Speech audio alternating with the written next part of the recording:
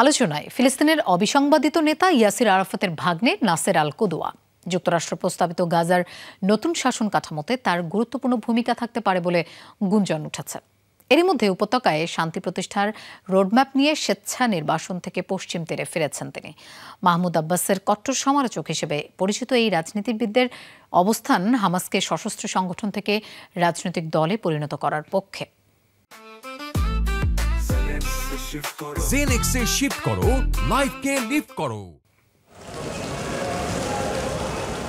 90-এর দশক থেকেই ফিলিস্তিনি কূটনীতিক হিসেবে পরিচিত নাসের আল কুদওয়া দায়িত্ব পালন করেন পররাষ্ট্রমন্ত্রী হিসেবেও। তবে সব পরিচয়কে ছাপিয়ে আলোচিত হয়েছেন ফিলিস্তিনের অবিসংবাদিত নেতা ইয়াসির আরাফাতের ভাগ্নি হিসেবে।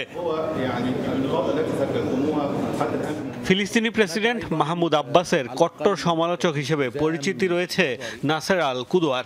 আব্বাসের সাথে দ্বন্দ্বের জেরে ফাতা থেকে বহিষ্কৃত হয়েছিলেন 2021 সালে। এরপরই চলে যান স্বেচ্ছা নির্বাসনে। গাজায় যুদ্ধবিরতির পর আবারও ফিরেছেন ফিলিস্তিনে। আব্বাস প্রশাসনের দুর্নীতির বিরুদ্ধে সোচ্চার নাসের বিভিন্ন সময় ফিলিস্তিন কর্তৃপক্ষের সংস্কারের দাবিও তুলেছেন। শান্তি চুক্তি অনুযায়ী গাজার শাসনভারে এখন ভূমিকা রাখতে চান তিনি। যদিও ডোনাল্ড ট্রাম্পের কয়েকটি দফা নিয়ে গুরুতর আপত্তি রয়েছে নাসেরের। ইসরায়েল ও পশ্চিমাদের কঠোর হামাস বিরোধী অবস্থান থাকলেও গোষ্ঠীটিকে সশস্ত্র সংগঠন থেকে রাজনৈতিক দলে পরিণত করার পক্ষে নাসের। পশ্চিম তীরে ইহুদি বসতি স্থাপনকারীদের বিরুদ্ধেও আরও কঠোর হওয়ার দাবি তার। ট্রাম্পের নেতৃত্বে পিস বোর্ড অর্থাৎ কেবল একটি তত্ত্বাবধায়ক সংস্থা গঠনে আমার আপত্তি নেই, কারণ দাতাদের জানা উচিত তাদের অর্থ কোথায় যায়। তবে টনি ব্লেয়ারের নেতৃত্বে পরিচালনা পর্ষদ থাকার ধারণাটি বিতর্কিত। ফিলিস্তিনিরা কেবল ফিলিস্তিনিদের দ্বারাই শাসিত হতে পারে। গাজা শাসনের জন্য পশ্চিমাদের এখানে আমদানি করার কোনো অর্থ নেই।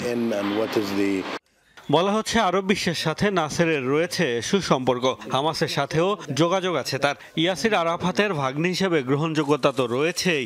71 বছর বয়সে এই রাজনীতিকের জন্ম গাজার খান ইউনিসে। সব দিক বিবেচনায় গাজার ভবিষ্যৎ প্রশাসনে তার গুরুত্বপূর্ণ পদে থাকা নিয়ে রয়েছে জোর গুঞ্জন। বিশ্লেষকরা বলছেন এই রাজনীতিবিদের প্রত্যাবর্তনে বেশ চাপেই পড়বেন মাহমুদ আব্বাস। শান্তি চুক্তিতে ফিলিস্তিন কর্তৃপক্ষের সংস্কারের শর্ত দিয়েছে যুক্তরাষ্ট্র। ইসরায়েল বরাবরই আব্বাসকে গাজার দায়িত্ব দেওয়ার বিরুদ্ধে। সেক্ষেত্রে অনেকে এগিয়ে রাখছেন ইয়াসির আরাফাতের ভাগ্নেকে। যদিও দুই রাষ্ট্রভিত্তিক সমাধান চাওয়া নাসেরকে ইসরায়েল মেনে নিবে কিনা তা নিয়েও রয়েছে সংশয়। মোস্তফা মাহমুদ, যমুনা নিউজ।